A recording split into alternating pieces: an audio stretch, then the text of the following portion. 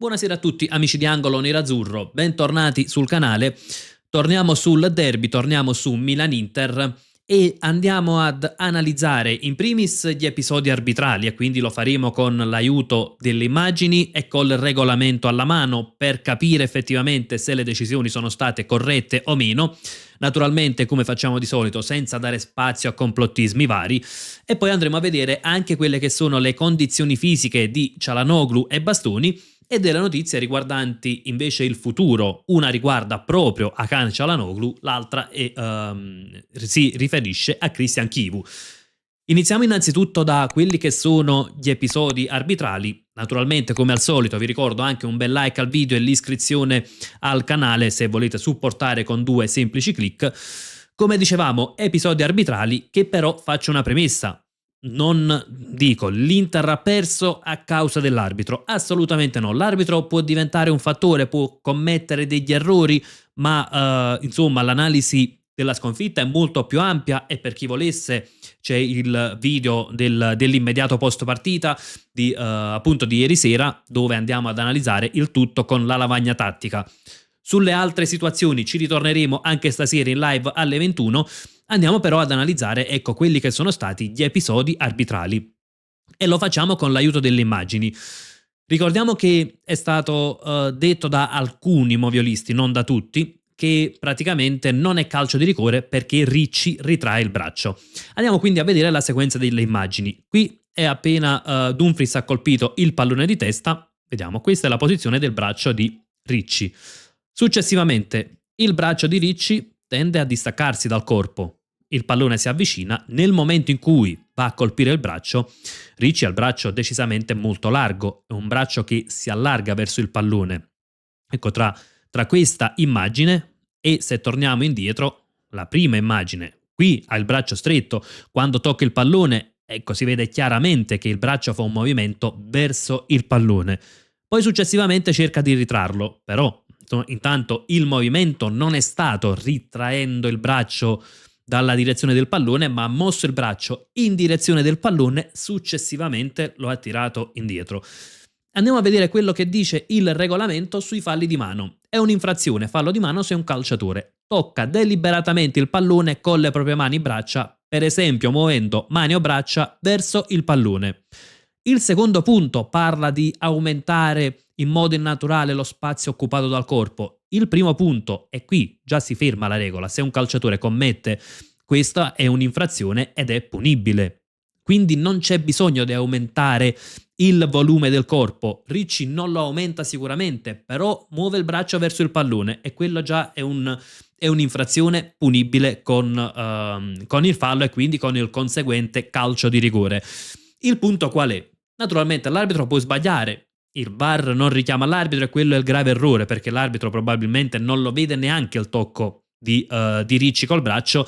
Il VAR che non richiama l'arbitro, quantomeno all'on-field review, per me sbaglia. E il punto è che poi c'è una narrazione che è completamente distorta dalla realtà, perché in tanti hanno sottolineato che Ricci non commette il fallo, il tocco di mano non è punibile perché non aumenta il volume del corpo e perché il braccio si ritrae. Adesso il volume del corpo siamo d'accordo, come detto non lo aumenta, ma il braccio non si ritrae, il braccio va verso il pallone e quello da regolamento è calcio di rigore. Poi possiamo discutere se è giusto assegnare questo tipo di calci di rigore, se va cambiato la regola, possiamo essere tutti d'accordo, ma ad oggi quello è il regolamento al quale attenersi e quindi per il regolamento quello è calcio di rigore. Andiamo anche all'altro episodio. E è quello appunto del calcio d'angolo battuto da Di Marco, dove l'arbitro fischia e quindi il gol dell'Inter non si può neanche parlare di gol annullato perché l'arbitro fischia e ferma il gioco. C'è un problema però, un errore da parte dell'arbitro, perché il gioco ovviamente non possiamo mostrare il video e vedere il fermo immagine, non servirebbe a nulla, ma il fischio dell'arbitro avviene col pallone già in gioco. Ora, se il pallone è già in gioco, l'arbitro che fischia dovrà notare un'infrazione, dovrà magari notare un fallo in attacco oppure un fallo in difesa, quindi con conseguente calcio di rigore. Ma se il pallone è già in gioco, l'arbitro non può fischiare, interrompere e far ripetere il calcio d'angolo. L'arbitro al limite deve fischiare prima che il calcio d'angolo venga battuto per fermare il calciatore che sta battendo, per andare magari a redarguire i calciatori all'interno dell'area di rigore. Se il pallone è partito, l'arbitro deve fischiare per un fallo, per un'irregolarità. Non può fischiare dopo che il pallone è partito e far ripetere il calcio d'angolo senza alcun motivo valido.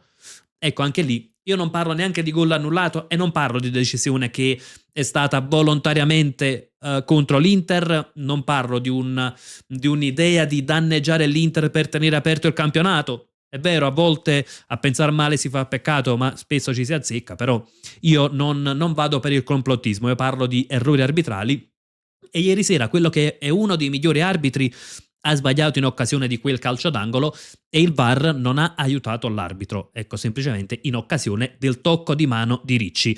Poi, come detto, l'Inter ha perso a causa dell'arbitro? No, però l'arbitro è uno di quei dettagli, se vogliamo così chiamarli, che poi può cambiare il corso delle partite e forse anche dei campionati, perché è vero, poi il calcio di rigore è sempre da segnare, però intanto nel frattempo c'era un calcio di rigore al 95esimo che non è stato assegnato e il Milan in questo momento si trova a -7, che comunque è un vantaggio al momento ancora rassicurante, però lascia uno spiraglio alla squadra di Allegri.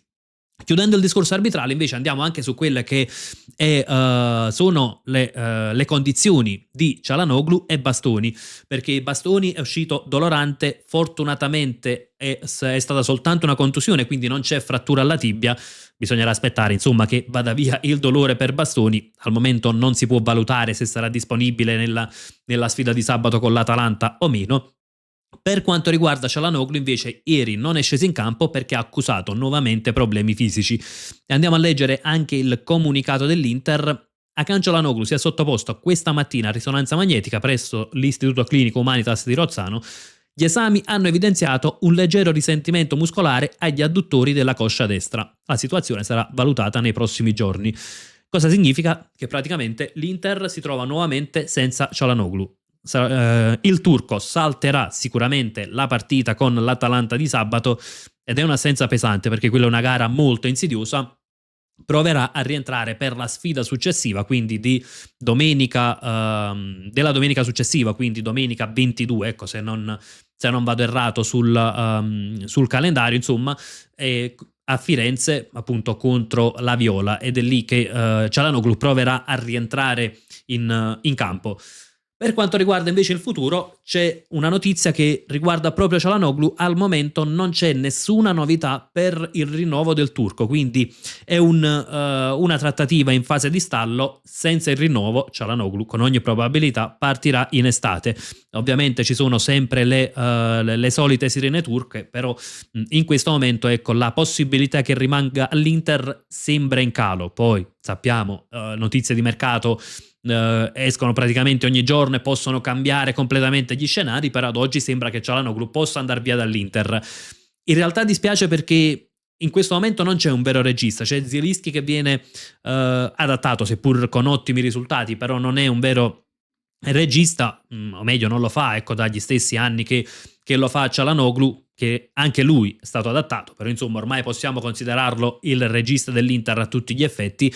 E quindi insomma si tratta di un passaggio di consegne che può comunque ecco, riservare dei rischi in questo senso, quindi a me non sarebbe dispiaciuto Çalhanoğlu per ancora un anno all'Inter, o meglio non dispiacerebbe perché non è ancora corretto parlare al passato, però chiaramente è anche un calciatore che sta avendo diversi problemi fisici e quindi probabilmente su questo l'Inter rifletterà sull'eventuale rinnovo, o magari potrebbero essere vere anche le voci dalla Turchia che riportano di un Çalhanoğlu interessato al ritorno in patria.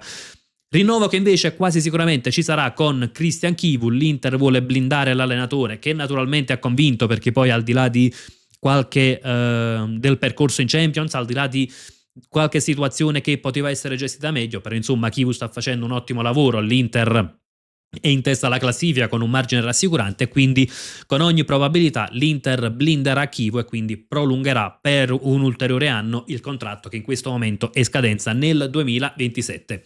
Aspetto anche le vostre considerazioni nei commenti, a partire dagli episodi arbitrali della sfida di ieri e magari, perché no, anche sulla situazione Çalhanoğlu, se ecco, vi augurate, auspicate che possa arrivare il rinnovo per il turco, oppure se insomma vista un'età che naturalmente avanza, è un classe 94 e visti i continui problemi fisici magari voltereste pagina già in quest'estate, quindi sareste d'accordo con la partenza di Hakan Çalhanoğlu.